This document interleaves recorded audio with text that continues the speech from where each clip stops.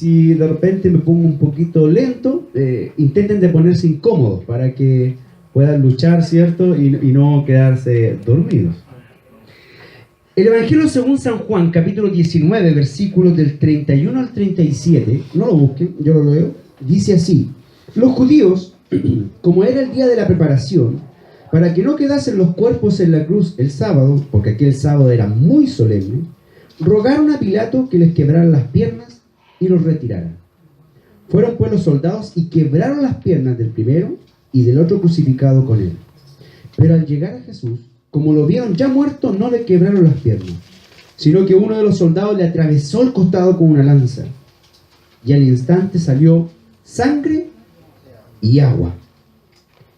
El que lo vio lo atestigua, y su testimonio es válido, y él sabe que dice la verdad, para que también vosotros creáis. Y todo esto sucedió para que se cumpliera la escritura: no se le quebrará hueso alguno. Y también otra escritura le dice: mirarán al que traspasaron. Para el evangelista Juan, en el momento en que Jesús está siendo crucificado, en el templo se está inmolando al Cordero Pascual. Esto es tremendamente importante para el evangelista, con un significado teológico y espiritual muy profundo, el cual revisaremos. Si ustedes leen atentamente la Escritura, los tres evangelios sinópticos, ¿cuáles son? Mateo, Marcos y Lucas, dicen que Jesús, cuando va a servirse la cena, es Pascua judía. Es literalmente, lo dice el texto bíblico, es Pascua judía. Sin embargo, el evangelio de Juan dice que no es así. Se preocupa de decir que los fariseos, cuando fueron a hablar con Pilato, dice que no quisieron entrar al pretorio para no contaminarse y poder participar de la Pascua. Y luego, cuando a Jesús está crucificando, en ese momento recién se están matando los corderos en el templo. Por lo tanto, lo que sirve el evangelista Juan no es Pascua judía, sino última cena, algo nuevo. Es una problemática que lleva 2000 años, que no la vamos a solucionar, pero vamos a profundizar qué es lo que quería decir el evangelista. Para Juan, Jesús es el verdadero Cordero de Pascua. Por eso lo pone en esa instancia. Pone hincapié en esto. Hace que la festividad calce de tal manera que Jesús celebra una última cena con sus discípulos y no Pascua judía. Y que cuando lo están crucificando, está muriendo a las 3 de la tarde, justo a la hora que se inmolaban los corderos en el templo. Y el evangelista pone que Jesús está muriendo por nosotros, pero fuera del templo. Fuera del templo. Fuera de la institucionalidad judía. El evangelio de Juan lucha con eso. Lucha con eso. Para el evangelista, el templo es la institucionalidad judía. Provoca la muerte al pueblo. Estoy diciendo la religiosidad. Y en todo el evangelio, el evangelista se preocupa de que Jesús saca del templo. Antes del capítulo 4, capítulo 3, cuando echa a los campistas, capítulo 2, echa a los campistas del templo. Claro, han transformado el templo en cueva de ladrones, pero también echa a los corderos y los bueyes. Cuando se encuentra con el ciego, que llevaba muchos años, dice que le pone barro en los ojos y anda a lavarte el estanque de Siloé, que queda fuera del templo. Porque el ciego estaba en el templo. Y lo saca del templo. Y luego viene el relato de que Jesús es el buen pastor y dice: mis ovejas oyen mi voz y me siguen, ¿cierto? Y que no son de este redil. Y yo entro y las saco fuera. Las saco de este redil. Las saca para que vivan. Las saca de la religiosidad para que vivan. Porque el templo, como institucionalidad judía, los está matando, los tiene ciegos. Y este Cordero Jesús, es fuera del templo porque muere por toda la humanidad, no solamente por el pueblo judío. Y el evangelista recalca eso. Y Él es el Cordero, puesto que en mismas palabras de Juan el Bautista, no Juan el Evangelista, sino Juan el Bautista, capítulo 1, versículo 29, cuando Jesús se está acercando a su familiar, dice así: al día siguiente ve a Jesús venir hacia él y le dice: he aquí el Cordero de Dios que quita el pecado del mundo. Estaba profetizando ya su muerte expiatoria. Jesús es el verdadero Cordero de Pascua, puro y perfecto. Él carga con los pecados del mundo y nos libera. El evangelista de Juan es el evangelio de la cena del Señor. Son 5 capítulos que le dedica a la cena. Pero no hay cordero, no hay vino, no hay pan. Porque Jesús es el Cordero. Si hay lavado de pies, servicio al Señor y una oración sacerdotal donde Jesús intercede por todos nosotros. El texto dice que no le quebraron las piernas. Ningún hueso roto. ¿Por qué? Por 3 cosas encontré. Primero, por cumplimiento de la Escritura. Hablando del sacrificio del Cordero, en Éxodo capítulo 12, versículo 46, dice así, hablando sobre el Cordero de Pascua. ¿Saben lo que es Pascua? Pascua literalmente significa pasar por alto. ¿De dónde viene? Pasar por alto es el espíritu de muerte que pasó la última noche antes de que el pueblo de Israel lo sacaran de Egipto, y donde el espíritu de muerte mató a todos los primogénitos que había en la ciudad, pero pasó por alto donde habían sido pintados los dinteles de las puertas con la sangre del Cordero. Eso significa pasar por alto. ¿Eh? ¿Y quiénes habían pintado sus puertas? El pueblo judío, ¿cierto? Mandado por Dios a través de Moisés, que pintaran las puertas, los dinteles, con sangre de Cordero. Y el espíritu de muerte pasa por alto. Pascua. Pascua. Bien, hablando de eso, Éxodo 12:46 dice: se ha de comer dentro de casa, no sacaréis fuera de casa nada de carne, ni le quebraréis ningún hueso. Y no nos olvidemos que Juan quiere decir que Jesús es el verdadero Cordero de Pascua. No se le quebrará ningún hueso. Y en Números, capítulo 9, versículo 12, dice: no dejarán nada para la mañana, ni le quebrarán ningún hueso. Según todo el ritual de la Pascua, la celebrarán. Amén. Segundo, no solamente para que se cumpliera la Escritura, sino por protección de Dios. ¿Cómo protección de Dios si lo están matando? El Salmo 34, versículos 19 y 20, dice así: muchas son las angustias del justo, pero el Señor lo librará de todas ellas. Le protegerá todos los huesos, y ni uno solo le quebrarán. Este salmo fue identificado con el Mesías, salmo mesiánico. A pesar de todas las dificultades que pasó, todas las penurias, Dios aún así lo guardó, lo protegió.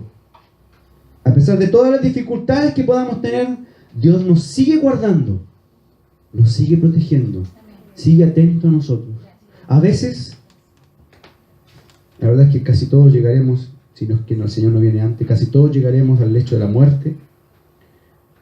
Pero muchas veces la muerte es también un alivio. Es una manera que Dios tiene para guardarnos, para dejar, para no permitir que sigamos sufriendo. Hoy, muchos de nosotros conocen a familiares que pasan años desahuciados, luchando con cáncer, luchando con dolores estomacales, con dolores de cuerpo, por años. Y ya la vida se transforma en un sufrimiento. Y acudimos a Dios, y Dios nos guarda, y nos contesta, y muchas veces ya no deja que sufran esas personas y se las lleva. Y una tercera, ¿por qué no fue quebrados los huesos? Y esto me encantó y quisiera compartirlo. ¿Por qué no fueron quebrados los huesos? Bueno, para que se cumpliera la Escritura, porque Dios también lo protege, pero este también por unidad. Por unidad. Un rabino convertido al cristianismo dijo: un solo cordero debe corresponder una sola familia o una sola comunidad. El respeto de la integridad del esqueleto quiere simbolizar la conservación de los miembros de la familia y por consiguiente la familia misma. Qué precioso. Sangre es expiación. Carne, propiciación. Propiciación es una acción agradable a Dios para moverlo a piedad y misericordia. Y huesos no quebrados es integridad.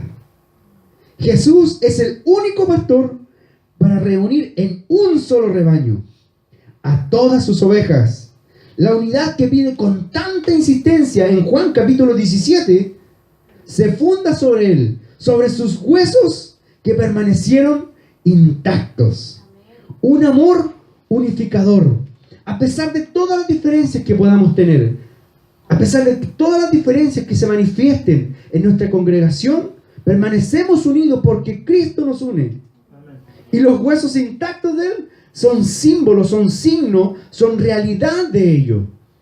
El anhelo de que permanezcamos unidos, a pesar de la diferencia de carácter, a pesar de la diferencia de pensamiento, a pesar de la diferencia de interpretación del mismo texto bíblico.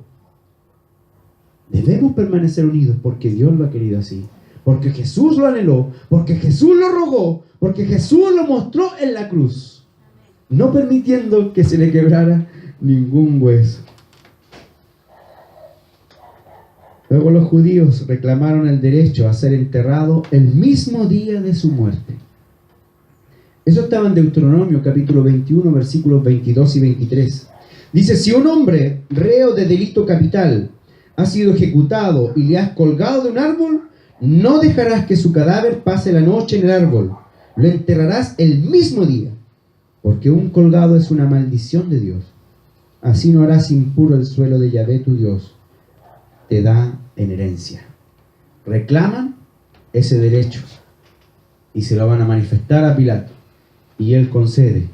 No nos olvidemos que aún las autoridades políticas que no creen en Dios están bajo las órdenes de Dios, están bajo, digámoslo de esta manera, están aún así en el macro plan de Dios, cumpliendo el plan de Dios. Y es difícil decirlo porque hoy podemos ver a poderosos reclamando e incitando a guerra. ¿Y Dios? ¿Dónde está Dios?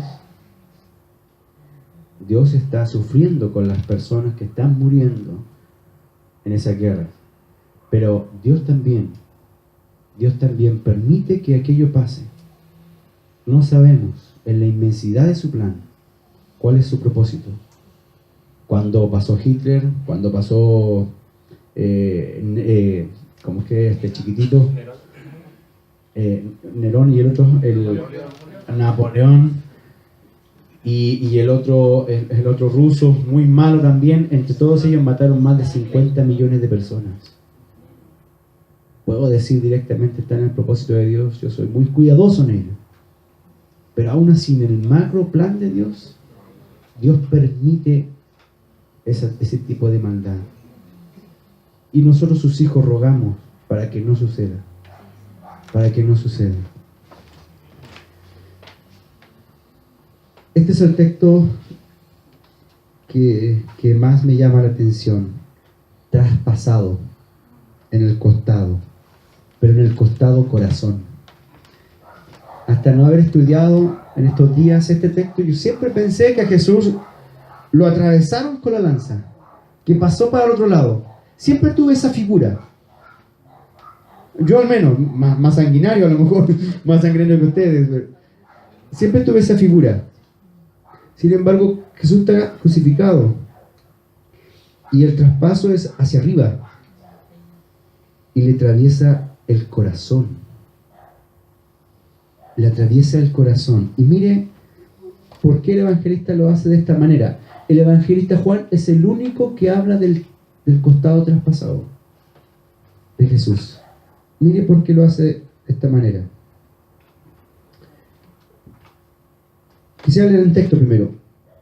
Zacarías 12:10 dice: derramaré sobre la casa de David y sobre los habitantes de Jerusalén un espíritu de gracia y de oración. Y mirarán hacia mí en cuanto a aquel a quien traspasaron. Harán lamentación por él, como lamentación por hijo único, y le llorarán amargamente como se llora amargamente a un primogénito. Ya estaba en la escritura, otro texto más, texto mesiánico, le traspasarán. La legislación rabínica de los sacrificios, esto es extra bíblico, prescribe que se abra el corazón del cordero degollado y que se deje gotear sangre. El corazón de Jesús fue traspasado, según el evangelista, ya que quiere mostrar de que Él es el Cordero Pascual. El corazón de Jesús fue traspasado por nuestros pecados, desgarrado por nuestra maldad, abierto por nuestras transgresiones, por nuestra porfía, por nuestra soberbia, por nuestra flojera, por nuestra incapacidad de ser buenos hijos, por nuestra maldad.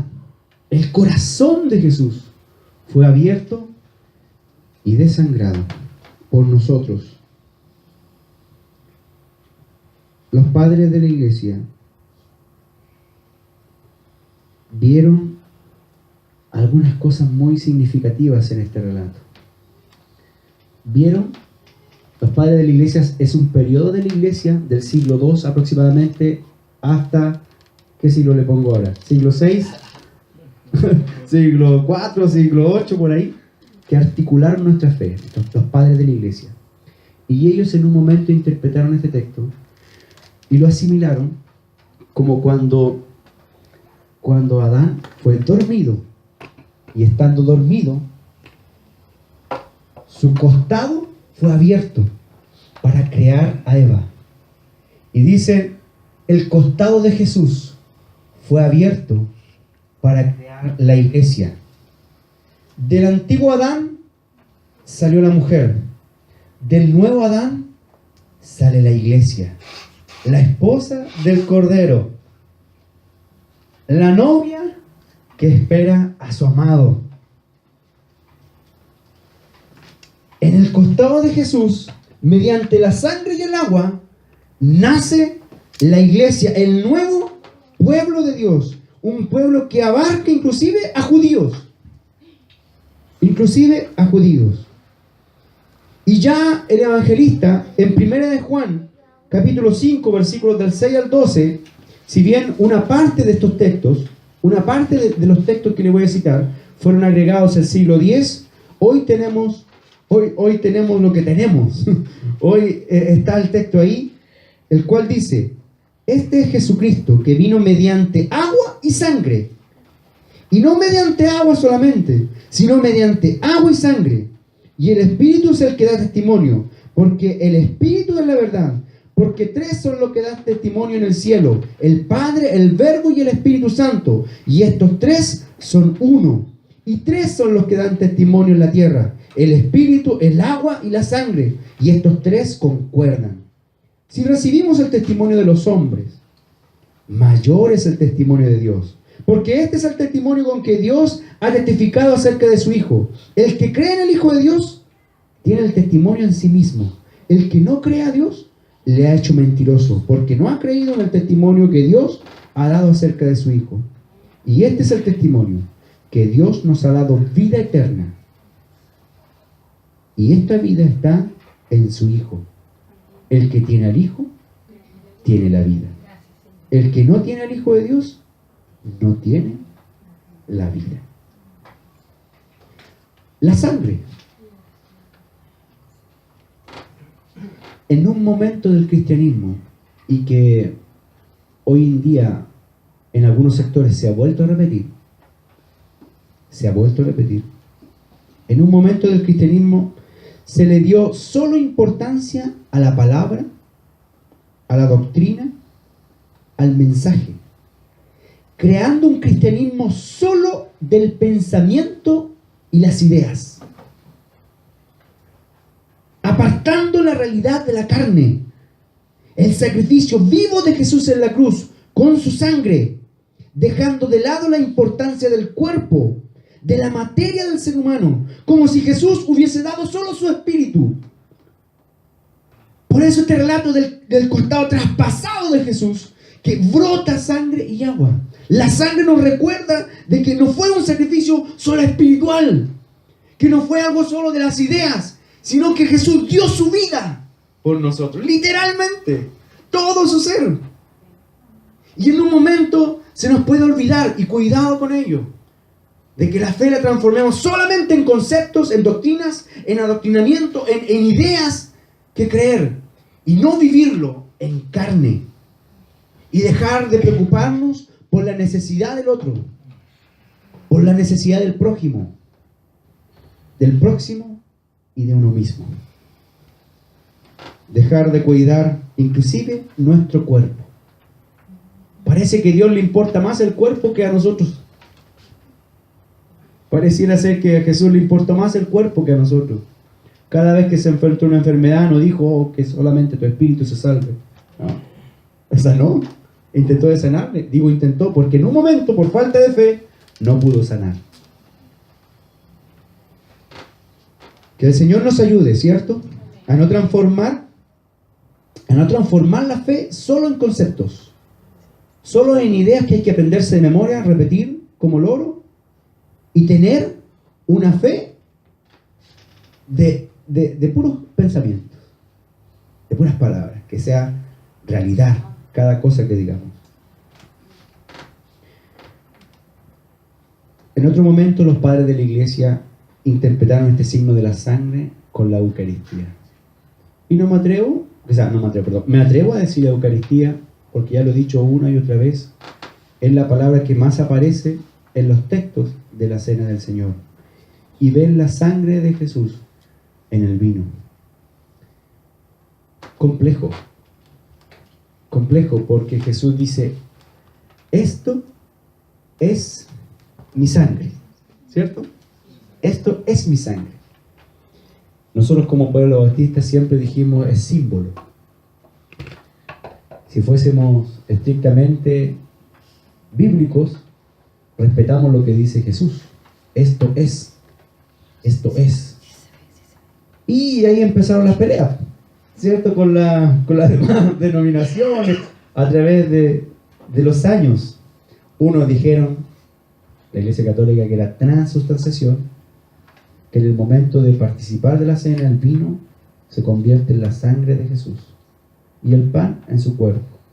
Hubieron otros, como los luteranos, que dijeron no, es la consubstanciación, donde la presencia de Cristo se hace real en el momento de participar de la cena. Hubieron otros como los, si no me equivoco, anglicanos, que creían en algo más místico. Y hubieron otros como los radicales, ahí estamos nosotros, que dijeron esto es un memorial. Esto es en memoria de. Pero cuando a nosotros nos dicen memoria como chilenos, nosotros pensamos en un recuerdo. ¿Sí? ¿Cierto? En un recuerdo. Sin embargo, es mucho más que un recuerdo. El memorial, en griego amnesis, en hebreo sicarón, es mucho más que un recuerdo. Es una presencia real del Señor a través de un portal místico en el tiempo, donde participamos de la cena en el mismo momento en que Jesús la está sirviendo a sus apóstoles. Eso es sicarón. ¿Qué vamos a creer? ¿Cómo lo interpretamos? ¿Cómo interpretamos la sangre de Jesús? Gran misterio. ¿Sabe qué? ¿Sabe lo que prefiero hacer muchas veces cuando participamos de la cena? Leo los textos bíblicos y me declaro ignorante. Porque no sé todo lo que significó ese sacrificio precioso de Jesús. Y ese nuevo pacto que instauró mediante la copa y mediante el pan. Y Jesús mismo dijo, esto es mi sangre. ¿Quién soy yo para decir? Es símbolo. Lo más que me atrevo a decir es signo. Lo más que me atrevo a decir es signo. Pero ¿qué les parece si guardamos el misterio y nos dejamos llevar por la presencia, nos dejamos limpiar por el sacrificio de Cristo? Nos dejamos llevar por su Espíritu. Nos dejamos guiar por su palabra. La misma palabra guarda misterios. ¿Cierto que cuando nos largamos a estudiar tan profundamente, nos lo comprendemos todo? Aquellos que nos gusta indagar, nos encontramos más ignorantes después. Qué precioso es eso para darnos cuenta de lo limitado que somos. Lo limitado que somos. A las personas nuevas que recién se están acercando al Señor, les digo, van a conocer lo esencial del Señor, pero muchas cosas no encontraremos explicación. Pero ya le preguntaremos cuando estemos con Él cara a cara. La sangre también, y esto es lo último sobre la sangre, es fe, es fe, es fe. Fe en la sangre expiatoria de Jesús. Fe en la sangre que derramó en la cruz. Así comienza la iglesia. Primero, con fe en Jesús. Y en ese orden, sangre y agua, fe, y ahora vamos a ver qué es lo que es agua. Agua para el evangelista, durante todo el evangelio, es purificación. Eso es una. Pero también es fuente de vida y símbolo del Espíritu Santo. Símbolo del Espíritu Santo. En Juan capítulo 7, versículos 37 y 39, cuando está la fiesta de los tabernáculos y Jesús se para en el último y gran día de la fiesta y dice, el que tenga sed, venga a mí y beba. Leo el texto entero. En el último y gran día de la fiesta, Jesús se puso en pie y alzó la voz diciendo, si alguno tiene sed, venga a mí y beba. El que cree en mí, como dice la Escritura, de su interior correrán ríos de agua viva. Pero mire, comentario del evangelista. Esto dijo del Espíritu que habían de recibir los que creyesen en Él, pues aún no había venido el Espíritu Santo porque Jesús no había sido aún glorificado. Glorificado. El agua es símbolo del Espíritu Santo en el Evangelio de Juan.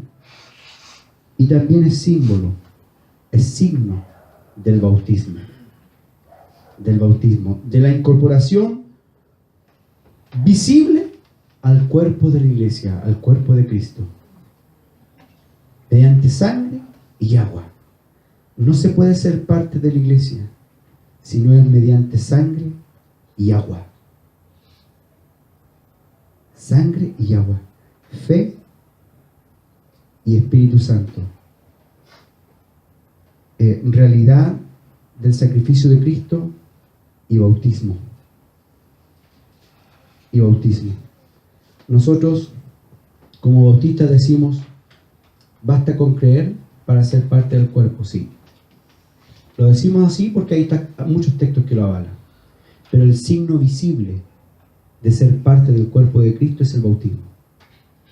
El signo visible de ser parte del cuerpo de Cristo es el bautismo. Y qué precioso es cuando recordamos ese momento. ¿Y por qué no vivirlo día a día? ¿Por qué no vivir como hijo de Dios en las aguas? Tenían que amarrarlo para que lo bajarlo de una nube, ¿sí o no? Muere para el mundo, vive para Cristo, y en ese levantar parece que uno seguía subiendo. Precioso momento, ¿cierto? Precioso momento.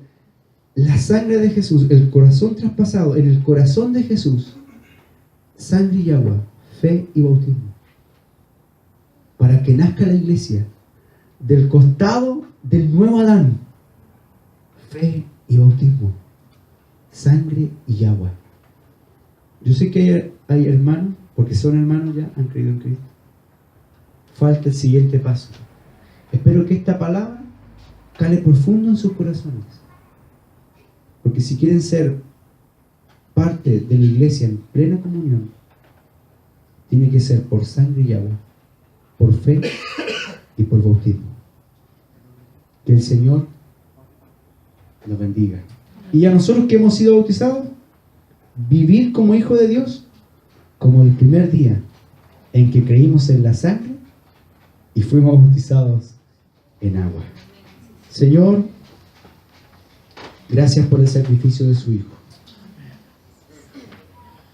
Quizás nunca comprenderemos todo el amor que usted puso en esa cruz mediante su Hijo. Y todo el amor de Jesús hacia nosotros. Pero si en algo podemos retribuir, le entregamos nuestra vida y nuestra obediencia a usted.